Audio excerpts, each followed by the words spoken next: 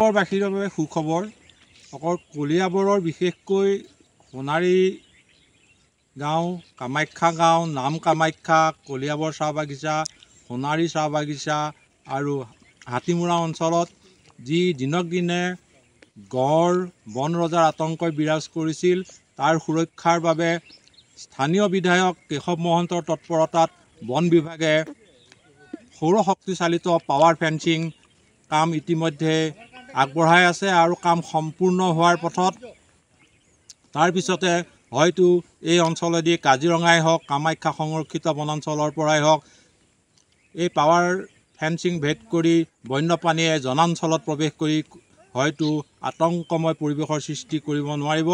আমাৰ কেমেৰা সহযোগীয়ে দেখুৱাইছে এয়া কলিয়াবৰ চাহ বাগিচাৰ মাজেৰে হাতীমূৰালৈকে স্থাপন কৰিবলৈ লোৱা পাৱাৰ ফেন্সিঙৰ কাম প্ৰায় সম্পূৰ্ণ হৈ উঠিছে।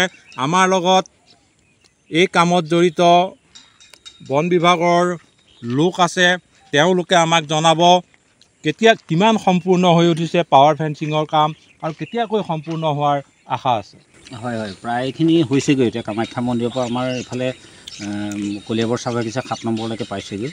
এইটো খুব বেছি 15-20 দিনৰ ভিতৰত কমপ্লিট হোৱাৰ সম্ভাৱনা আছে আৰু হয়, এনেদৰেই বন বিভাগে আশা ব্যক্ত কৰিছে যে 15-20 দিনৰ পিছতেই এই সৌৰশক্তি চালিত পাৱাৰ ফেন্সিঙৰ কাম সম্পূৰ্ণ হ'ব।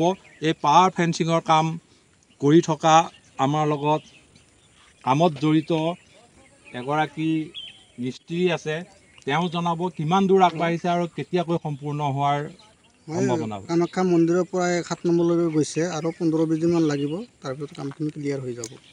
এই কেইডাল তাঁৰ আপোনালোকে ব্যৱহাৰ কৰিছে?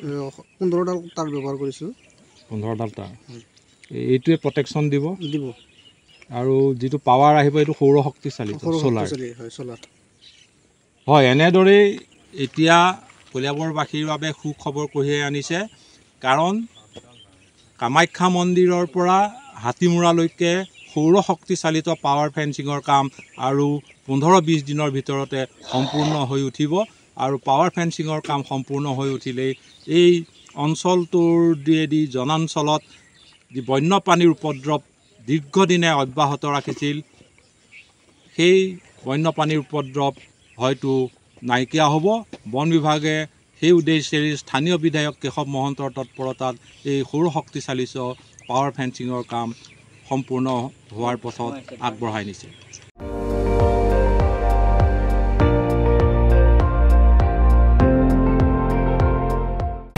আপুনি চাই আছে ND24, সৰ্বশ্ৰেষ্ঠ নহয় সৰ্বোত্তমৰ দৌৰ।